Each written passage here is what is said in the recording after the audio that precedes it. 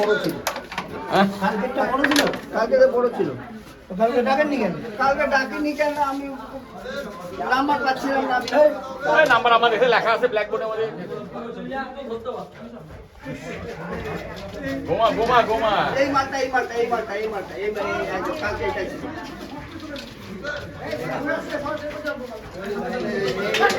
এটাই ছিল। আরে বাবা দাঁড়া,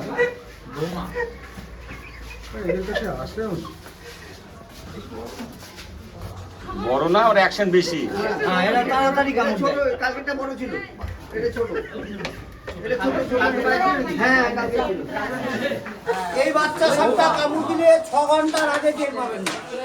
কাউকে সাপে বাইট করেছে 6 ঘন্টা পর থেকে উপসর্গ দেখা যাবে।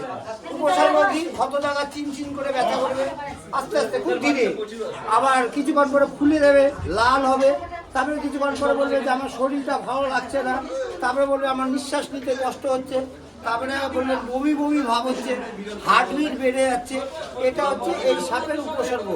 ডবল ডবল দেখছেন, এটা হচ্ছে এগুলো সাপের উপসর্গ।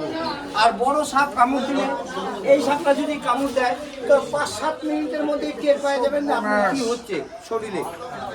যেগুলো কথা বললাম ওগুলো খুব তাড়াতাড়ি দেখা যাবে। এটা মঙ্গলপুর থেকে ধরলাম। এটাও গোমা? হ্যাঁ, এখন আবার যাচ্ছি মাছওয়ালা সাপ ধরতে।